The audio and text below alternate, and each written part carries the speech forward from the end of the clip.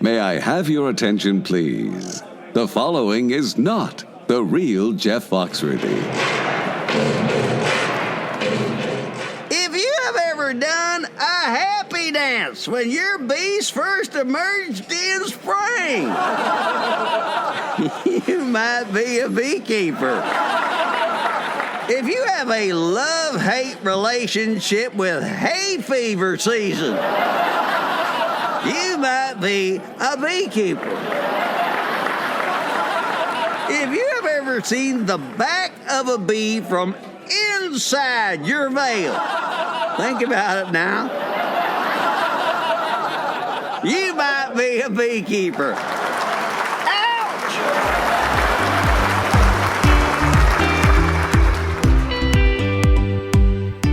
Welcome to Bee Love Beekeeping, presented by our good friends over at Mann Lake. Question for the day: how do you use your beekeeping skills to help others? In today's episode, we're going to have a discussion with two people that have found amazing ways to help underprivileged beekeepers in the Caribbean. But first, a brief update on the huge losses of honeybees here in North America. A while back, we had Chris Hyatt on the podcast discussing how 1.1 million colonies had been lost this year. More recent polls have increased that figure to 1.6 million colonies. Research is still in progress to find the causes, and we'll keep you posted as more info becomes available. Let's lighten the mood with a few fun facts about the honeybees that we so much love. Did you know that honeybees beat their wings an incredible 11,400 times per minute, which creates their characteristic buzzing sound? And have you ever wondered if the bees know when you're afraid of them? Well, here's something maybe you didn't know. Bees can sense the hormone released by scared humans and will attack if they feel their hive is threatened. Did you know that honeybees can recognize human faces? So, hey, be nice to those bees, and hopefully they'll be nice to you. And did you know that Saint Valentine is the patron saint of beekeepers and also of love? And we just dubbed him the patron saint of this podcast. I'd like to give a shout out to Vita Bee Health for their support of this podcast. Vita's Varroa control range of products includes Apistan, Apigard, and now Viroxan, extended release oxalic acid strips. Thanks, guys. Now, let's have a chat with David and Bo. I'd like to welcome our two guests today. One of them you've met before, David Westervelt, but we have somebody a whole lot more fun than him today, and that is Bo Sterk. How are you, Bo? Good. I'm good to go. And David, did you disconnect after I just slammed on you right there? No, I didn't hang up yet, but Bo and I go back a long way, so we know how to answer each other's questions sometimes before they're even asked. Well, I can tell you guys tease each other, so I just thought I'd jump on Bo's side to get started today. But we're going to be talking about Bees Beyond Borders. We love to talk about nonprofits from time to time on the show. Before we do that, Bo, tell us a little bit about you and your beekeeping journey. It goes back quite a while. I've been doing bees for a little over 30 years now. And I started with a friend of mine. I made my living as an artist and had an artist friend in town here. I'm in St. Augustine, Florida, the oldest city in North America, North Florida, northeast corner. And a friend came down with a multiple sclerosis, another artist, and she started needing therapy and found that she started using bees for apitherapy, and it was working. At that time in Florida history, we only had 400 beekeepers in the state. Right now, we're around 6,500 plus, I think it is. And with that 400, most of them were commercial, and it was hard to get bees up in this area. So there was nobody, backyard beekeepers were pretty rare. So I just raised my hand and said, hey, I'm not afraid of insects. I had a large insect collection as a kid in high school. I collected Coleoptera beetles. I had a large beetle collection. So I loved insects. And so I raised my hand, and next thing you know, I'm keeping bees for her, keeping a hive so she could go out and collect bees 3 times a week. She was doing them in her legs. And as we know with apitherapy, the toxins release your body's cortisol, so you get that little cortisone boost. So she had mobility in her legs with the bee stings. And it worked for about 3 years before the disease caught up with her. But in the meantime, I'm keeping bees at her house, and like all beekeepers, you start dividing the hives, and before you know it, you've got too many hives, and all of a sudden now I'm in the bee business and having to learn this crazy trade and get addictive. And I've got one of those personalities that just keeps saying, well, wait a minute, what is that? Wait, what does that mean? And researching it. And before you know it, I just keep going. Right about then, I started getting involved with the state apiary inspector that we had in Florida here at the time. And he was doing some mission work through the state. Actually, we had a program with our governor at that point was aiding and giving, had a separate organization set up, a nonprofit called FAVICA, which was basically a Peace Corps to the Caribbean. And if something goes on in the Caribbean, usually Florida is the first one being tropical. We catch all the trade and problems and issues that go down. So they started doing some missions down there, and he dragged me along on a mission and said, let's go. And we're going to take on Barbados, I think was my first one. And we went down and worked with beekeepers. And then a couple years later, it came down to St. Vincent and the Grenadines, and they'd gone down and inspected, found American foul brood in the country, sent me down the following year, says, we found 100 hives, they all have American foul brood. You get to be the bad guy and go down and issue the hammer and start burning colonies. So I volunteered, said, great. So I flew down, got down there, and couldn't find any bees. I started doing my presentation and told them what was going to go down, and they said, we don't have bees. What are you talking about? We don't have them. They haven't been here now for over a year. Sure enough, all the colonies had collapsed. They couldn't grow any crops. I got to see crop failure firsthand. You go in a restaurant and they'd have little gherkin pickles, fingers. They're using a razor blade on a pickle for cucumbers on your salad. The Grenadines had none, and Beckwith, they had no bees at all, and they hadn't had them for a couple of years because of the failure. And it was a real interesting eye-opener. So we were able to, at that point, with that project, we were able to get bees from St. Lucia. We brought them in. We brought 20 hives over on a ferry into Grenadines Island of Beckwith. And we quarantined them there to make sure they were clean and slowly reintroduced bees back on the island. So it was a real learning experience on that end of it. Did you burn the old equipment first? Well, that was the key, was everybody had to burn their equipment. Okay, everybody get rid of this old equipment, and, we can't use it, and going through the whole steps. And did they? No. We got it up to about 400 hives, and then, a couple of years later go by, and all of a sudden we're having failure again. Well, what happened? You got rid of that equipment? No, we never did. Sure enough, all that equipment showed its ugly head again, and it dropped it back down to under, maybe like 125 hives. And slowly by now, I was down a little 2 years ago, and they did have, most of that was gone, and most of it rotted away or termites got it. So they've started over. They've got it up to around 500 colonies at this point that I can figure out. I mean, it's hard to get an estimate. There's so many backyard beekeepers down there, and they really hide their hives, keep them remote. They are a little bit more defensive with some of that African genetics in it. They're afraid you're going to want to burn them or something. But is that where the idea of Bees Beyond Borders came from then? Yeah, it started with that. And so I was going down, and then that organization that I was working with slowly was getting phased out with the new governors and the political scene in Florida. It changed, and they had to close down. And so I just kind of launched it. I started working with Andrew Cote a little bit in programs with Bees Without Borders, and he wasn't really pushing. He was pushing more African direction, and there are groups that are working in Africa a little bit more with Bees Abroad and Bees for Development. So I've never worked with those groups, but I have worked, I know Nicole and I know the crews, but they're more African-based.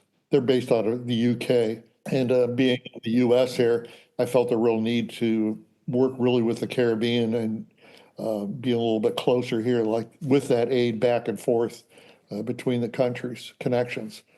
There's an old adage, if the U.S. sneezes, they catch a cold. So the Caribbean's really susceptible to a lot of problems that go on. They actually now they catch the flu. A lot of programs in Haiti, which I'm real fascinated with, but now that's all off limit Sure. once again. Yeah, it's not safe to go into Haiti right now. No, no. David, tell us a little bit about the need. Well, the need is, education's our main focus going down, not really trying to change the way they keep bees, but let's say for like in Haiti, where they do a lot of log gums or other methods of keeping bees. So instead of us going down there trying to teach them, well, you need to run Langstroth hives, we go down and see what they have, what materials, and we try to assist them in, first of all, teaching them what parasites are out there, what diseases, and what all we can help them with without changing their bee techniques. And so we do the education. And with Bo and I we both have that background in agriculture. So we also assist them with other projects like in planning for bee forage and native bee forage and assisting them in learning what plants they need to have out there. And that's the biggest thing, especially in Haiti, where they can't afford to make or buy Langstroth equipment. So top bar or no frame equipment, or minimal frame equipment works best for them. And we've done a lot of education where you're teaching the farmers in some of the other islands where they're spraying haphazardous all the time, doesn't matter day or night, whatever. We're educating them also. And I mean, we do some outreach here in the U.S. with education. So we do a lot of education. All right. If you could come educate some of my neighbors here, that'd be great too. Good luck. I had to do the education here in Florida, being regulatory before. I mean, it took us a couple years to educate the general public, the importance of honeybees.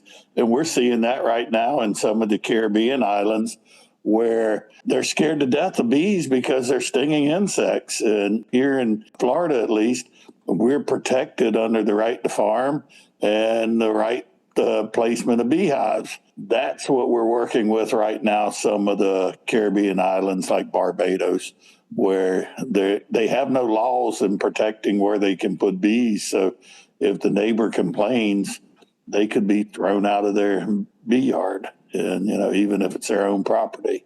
So what's the main focus? What is the mission of the organization? Food security. I think it is with all beekeeping is we try to really get rural development and food security for everybody. And that old adage of eat local is the key to it all. Most of the islands throughout the Caribbean are basically importing honey at these extraordinary, exorbitant prices, and they're getting it from all the wrong sources because they just need drums of honey. And of course, they're getting it in from who knows where. As we all know, we can't control what's in a drum of honey that comes in. We don't know if it's from Vietnam or Ukraine or China or Korea. We just really don't know these sources anymore and what quality it is. Altered honey, as we all know, Dave and I were also involved with American Bee Federation education program, and we're state delegates. We're involved on all levels of it, trying to keep this economy of bees and honey and everything moving forward. So when you talk about food security, is it mostly honey, or is it the fact that they desperately need the pollinators too? They need the pollinators because most of the crops that they do grow, these farmers, are root crops. So they are really looking at a lot of those cubiculates for pollination that they really need. Not as much the fruit, they're really the fruit trees, and most of that they have other native pollinators that are out there. So we're trying to always make them aware of all the other pollinators in the countries that we visit. But it's really trying to get pollination and food security. Honey, the hard part in Haiti is getting to even harvest honey. They're looking at the brood as like a bear would as protein.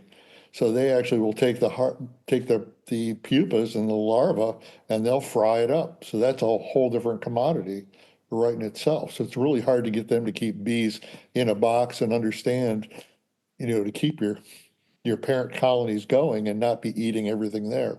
Food is a real sick problem. Let me just take a minute here to thank our presenting sponsor, Mann Lake.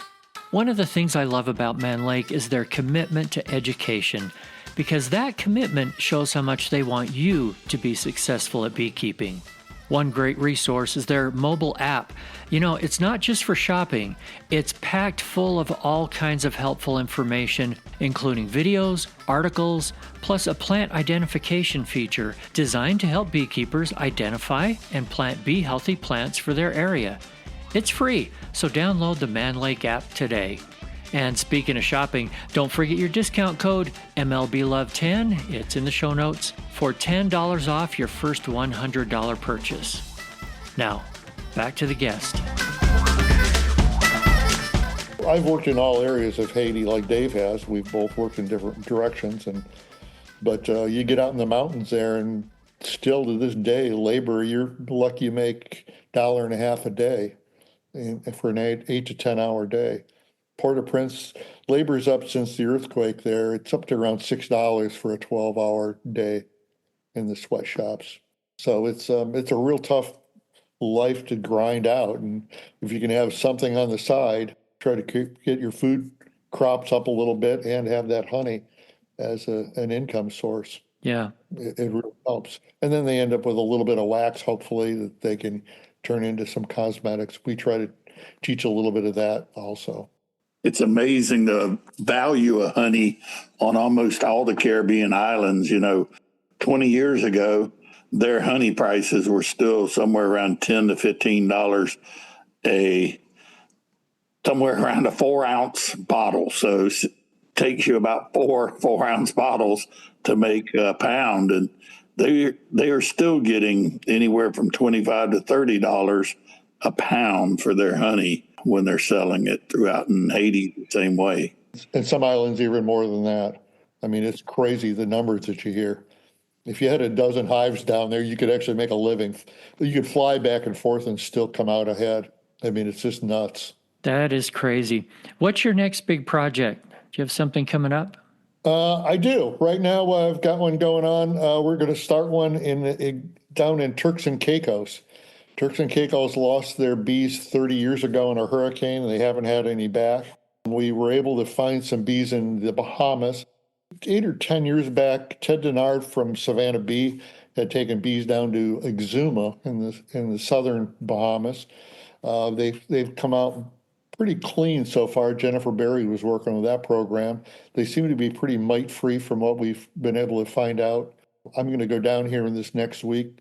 We've got a beekeeper down there that's going to sell us 4 boxes of bees, and we're going to put them on a private plane, fly them into Turks and Caicos. We've got permission from the chief veterinary officer there to bring them into the country. So we're working with Bahama government agency for making sure we are allowed to export them and at the same time allowed to bring them into Turks and Caicos. So we're going to do that here in the next month. And then we have a program, Dave and I are going to be doing some teaching up in Arkansas outside of Little Rock. So things like buying bees and flying them to an island someplace sounds pretty expensive. I assume that's where the 501c3 comes in. How do you get donations? How do people donate? And what are they used for specifically? Well, we're not getting paid. Dave and I are both strictly volunteers on this whole operation, as we've been doing. But we use it for exactly these kind of programs. I've got a private donor that said he would put up money for this program. He lives in Turks, and he's a new farmer down there, has a plot of land, and has enough cash on the side that he says, let's go do it. I'll put up the money for it. And so we got his security. Foundation gets money coming in, periodically from different sources. I can't say it's anyone in particular, but a lot of private foundations. Grants have gotten really hard to come by anymore, especially now with the cutbacks. We were starting to work on a new program down in Jamaica. I started one down there in a couple locations, but that grant just fell through. It's gotten so hard. There's so much competition in foundations funding, especially out of country. So we're just going to take the money and go forward with it. We have a site, a link on our website on the beesbeyondborders.com site that there is a donation location on there and a QR code, I believe, still on there that we can work with. So we get donations that come in and we just kind of put it toward, the programs and move forward for our either for our travel trips, or we never work 100% with a program. Dave and I have gotten stuck with that already, or we've gotten pulled into a country and all of a sudden the program that wasn't there that they talked about it. So we always have to make them they've got to put up some meat in the program to get us enticed. So we try to do a 50-50 if we can with programs, that they've got to have some skin in the game for us to come in and do the program. Because it can be real pricey, and it's just the logistics and everything are just crazy. Talking about Haiti, is you have to have a driver. You just can't drive down there. You need a car and a driver, and the costs are just crazy when you start getting into the rentals in these third world countries like that. Port-au-Prince has no stop signs. There's no stoplights. It's just chaos. You get on the main highway, and it's a 4-lane highway, and it has an intersection, and it literally, there's no light. And it just like the cars, you're just going through this and it vibrates and all of a sudden you're through it. And you just go, how did I get through across a 4-lane highway and make it? You may have somebody standing in the middle that looks like a police officer directing traffic, but no one follows him. No, nobody. So that's the thing. Everything it's chaos. Or it's just a regular citizen that was trying to cross the street and got stuck. Yeah, you never know. And just can't ever get to the other side. Yeah, no. Until midnight or something. Hey, give us an idea. What has been one of your favorite projects? Where was it? How did it go? Haiti, actually. I've done a couple programs down there for over the years, quite a few. And I was working in a real remote area up in the mountains and came across a character that had 6 logs on the ground and had no beekeeping experience. It was taught to him by his grandfather, had never seen a smoker before, no clue. We worked it through that I was able to show him how to build some top bar hives. He was 2.5 hours off road, off the grid completely, up in the mountain. The 4-wheel drive couldn't go, and we'd walk a half hour from there back into the village. And we were able to get some mopeds to bring us in some sheets of plywood, and we cut it up with a handsaw, taught him how to do top bar hive with it. I've designed a hive. You get 4 of them out of a sheet of plywood, top bar hive, and then just get a thick plank of wood, and we just cut our top bars with that. So we had minimal amount of equipment put into it. And after a year, he was up to about 25. And when he got 25 of these colonies going, he was able to get enough money to afford a moped. And the moped got him into school. And then he got it up to 50. And now he was able to go to college. And he became an agronomist in 4 years. So all of a sudden, it went from having just logs that he had no clue as to what it was to becoming now an agricultural officer in that region of Haiti in the mountains. And he was able to get other people involved to start packaging honey. And before you know it, they were able to make a drum of honey and sell it to a candy company in Port-au-Prince. I don't mean to overdo what you're doing or throw hyperbole on it, but you guys are humble about it. That story you just told me, Bo, your help has affected generations. Hopefully. That's not just one person getting a meal tonight. Right. That's long-term generational help, and that is spectacular. Yeah, no, it's really humbling when you go in and, after I got the hive, then it became down to, okay, now I've got top bar hive here built. Take a log, and now I've got to stick my arms in this log and pull out the frames and transfer it. How do you transfer a log hive into any other equipment? I mean, it was just crazy. Well, especially a guy that wears no protective gear. Yeah, exactly. It was pretty humbling to take a machete and kind of pull these frames comb out, and you don't have rubber bands. So I took an old bed sheet and I made little hammocks out of bed sheets and tied them to the top bar. And when you're working in a place like that, where do you stay? It's pretty remote. Yeah. I try to get to a hotel. I mean, if you can, that's been kind of my goal anymore. Getting older as I am, I'm in my early 70s here. I just have to I need hot water and and no bugs, and no bed bugs, and hot water is what I tell them, and I'm good to go. I've stayed in tin sheds. I mean, you name it, you're just in really remote. In fact, the first time I was down there, the first night, they put me in a metal building. We shared a light bulb with the people on the other side of the wall, even, and I had a cot and a bucket. And about 3 a.m, somebody opens the door, comes walking in. The guy says, "My neighbor down. I have no idea who it is. Some guy's walking in the room, and he says, my roommate's snoring. Can I sleep in this other cot at 3 a.m?" And you just kind of wake up and go, "Okay." No idea to wake up in the morning to see some guy sitting there combing his hair. It's just a baffling. You never know what you're going to get. And they come in there carrying roosters in there and under their arm, and that's going to be your breakfast. And you're just like, what? Okay, here we go. That sounds like a real adventure. I want to go with you sometime. Hey, David, in some of these remote places, Bo mentioned American foul brood in another country than that, but do you see the same kind of problems in those countries that you see here? Yeah, American foul brood isn't as widespread down in the islands, but they're starting to get more varroa, and even small hive beetles are starting to get into there. And most of the islands we deal with, like Haiti, they have agricultural persons down there, like the agronomists that Bo was talking about. They have like extension officers, but most of them, if they have any education, they get out of there, come either to the States or to other islands. So it's amazing when we get to, like, we were actually in Haiti. I remember there was an extension agent there that had about 50 hives of bees. And after myself and another person had gone through the bees, we found varroa mites, and we showed him the varroa mites. Well, he was an extension agent for Haiti, and he was so amazed he had decided he could spend enough time to pull the varroa mites out of the hive.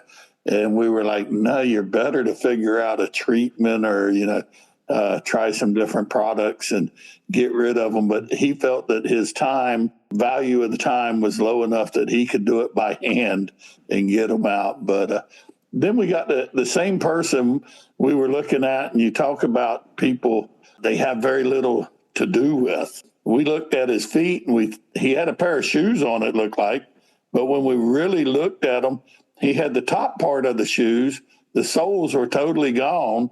And he was still, because he wanted to impress us that he had shoes, he was walking around with nothing but the top of the shoe on, and walking over these, we called them cowhorn cacti that they use for fencing, because they've got these big, hard cactuses.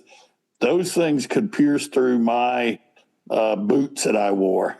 And to watch him walk barefoot, sort of barefoot over them, was amazing to us. And I was going to tell a story from being in the little town of Plaisance, which is in the south east side of Haiti, sort of middle part. You're just in the mountain area. We had an educational program we were doing one morning, and we asked the people how far was the furthest distance anybody had come for this training. And we had, I think it was 27 people in the training. One guy had walked 21 miles to get there, and actually had started 2 days before. He'd started in the afternoon, walked during the night to get there, and walked 2 nights to get to that. So, and then stayed, and that was the first meal when we buy, like Bo was saying, we purchase a lot of stuff. So normally the meals are something that we pay for. And that was the first meal he had in 3 days. And so it was an honor to give him a smoker hive tool and a Bic lighter. It was really funny because he'd never owned or never seen a lighter before. And so, he'd always made fire with either sticks or had it always going. So yeah, the simple things in life. I had a guy one time walking 4 hours each day. Each morning for 4 days in a row, he walked 4 to 5 hours in the morning and at night going home in the mountains. And there's just, it's just all gravel paths up through the mountains. It's not flat land at all. It's pretty rough. So I always made sure he got rice and beans and peas before he left. yeah. That economic situation, that brings up a really hard question, and that is if you're educating somebody and you're working with them with their bees, and for example, they have, they're overrun with varroa, I have a feeling they can't afford to go out and buy some kind of treatment, even if it was in the country. What do you do? How do you help them in those kind of situations? You teach them methods that they can do, like breaking brood cycles. The biggest thing down in Haiti and most of the Caribbean and islands is they have temperatures pretty much 75 to 90, 95 degrees year round. So they don't go off of seasonal brood breaks. So you end up having the nectar flows. So if you have a dearth, your brood will, break. So we also try to teach them to split or, separate the queen out. So you do a queenless split and allow that brood to break. And then they can do methods of powdered sugar is one, even though they can't afford the powdered sugar. It was so amazing to us. We taught them powdered sugar. They collect the powdered sugar, sift the mites back out of them, or they'd pour it into, let it sift down into water, and then take the water and let it dehydrate to get the powdered sugar, the sugar crystals back out. And it was amazing to watch them do that. I mean, like Bo said, in Haiti, it's not unusual for it to be less than $1 a day for income. And so what they can save on, we've had some that try to use botanicals. So they have a couple different plants down there that it seems that if you use the leaves, it causes the bees to actually start grooming and removing the mite. So, combination of brood splitting and doing that can assist. We're trying to get a little bit more research to have them do down there also. I mean, here in the States, we always claim that, bees live 40 days. Down there, they're flying a little bit more. And the bees seem to be a little bit smaller. We believe we're kind of come to the conclusion that the bees' gestation period is a little bit quicker. So they don't have quite as much of a mite problem just having that quicker gestation turnaround. And the bees just don't live as long because they're flying so much more. But we're seeing more and more. Climate change is really taking some little bit of an effect. We're seeing, Dave mentioned seasons down there. We're starting to see more of just a wet season or dry season. We're not seeing these ebb and flows like we used to, a dry, wet, dry, wet. And so they're really getting to be, it's getting harder and harder for them to get a crop of honey in these dearth seasons. Right now, we were just in Barbados here a couple of weeks ago, Dave and I, and it's really in a dearth season again. And it should be more rain should have started, and they're not. So it's really a tough time for everybody. One of our biggest programs, it wasn't our biggest program, but probably the most beneficial one was probably when we did Dominica, where, we had them down there. They were making about 3 pounds of honey per hive per year. And after Bo and I had spent 2 trips down there, they were actually up to about 35 pounds of honey. And all of that was actually technique. We taught them not to take the honey right as soon as it was being capped, to allow them to store the surplus and then pull that little bit off out of the honey super. And it really made a difference. But then they got hit by a humongous hurricane and wiped out about 98% of their bees. So they're just starting to come back. All right, let's end on a fun note here. Bo, you look like someone, and with all your traveling, I bet you've had multiple wild and crazy beekeeping stories. Oh man, which one do you want? Which direction do you want it to go? Crazy or funny? Let's start with funny and go crazy after that. Funny. I had a good one down in Guyana. It was my first real encounter with Africanized bees, and they dragged us around the island, and all of a sudden everybody decided this little tour group of ours. They had about a dozen people, and they all wanted to go up and look inside of a hive. In Guyana, they take, I don't know if anybody's ever worked with African bees, they'll actually take 55-gallon drums and light them on fire around the outsides of the apiaries, the big fields. And they will literally fog the entire basin fields in smoke. Besides having somebody, it's a full-time job for one person to run a smoker, and their smokers are not like ours. They're 3 times the size. They literally they look like a 2-gallon can, or 2 to 3 gallon cans with a big bellow on it, and their job is to smoke. And they started smoking it, and I said, "There's too many people. I'm out of here." I just knew the CO2 coming off their breath was going to set them off, and sure enough, I got about 100 yards away, if not a little bit more, 120 yards away from it. And man, I could hear the dogs starting to bellow and a goat yelling, and I knew that hell was breaking loose down on the field. And sure enough, out of the thickets comes Jerry Hayes. Everybody knows Jerry. Yeah, I know Jerry. He comes out of there, pushes, and I said, "This ain't looking good." He says, "Nope." And I says, "Well, I'll tell you what, Jerry." He says, "I'm not going to have a job if this starts happening." At that point, he was our chief vapier here in Florida, and he says, "I'm going to be out of a job if this happens in Florida." And with that, I said, "Well, I'm going to have the distributorship for EpiPens."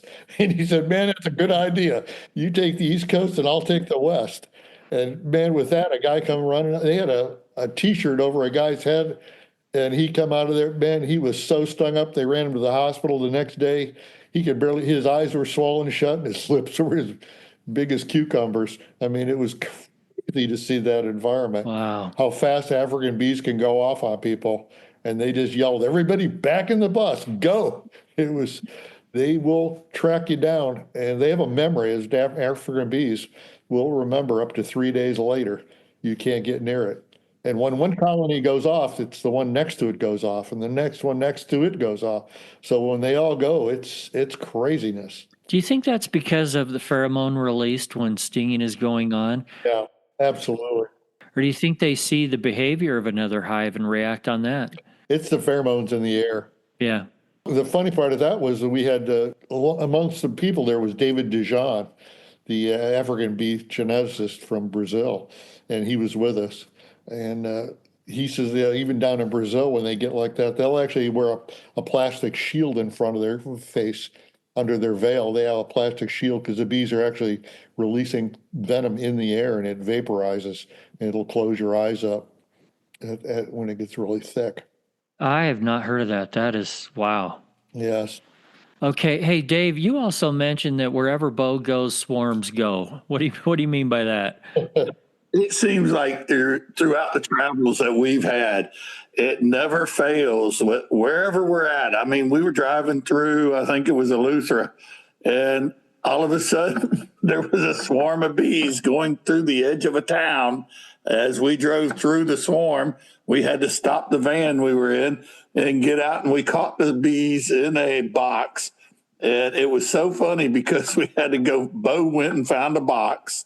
And we put the bees in the box, and everybody was just amazed because, I mean, as you know, with the swarm, I don't even think, did we have a smoker that day? I just remember No. we caught these bees and put them in the back of the van in a cardboard box, and everybody was just amazed because that actually made the news. It had me in a bright yellow shirt that I was wearing, and Bo and us just picked up the bees, and it was kind of funny because Shakara, who was with us, she's like, "Wherever y'all go, bees just come." And that's happened in Arkansas. It's happened in Barbados. It's happened.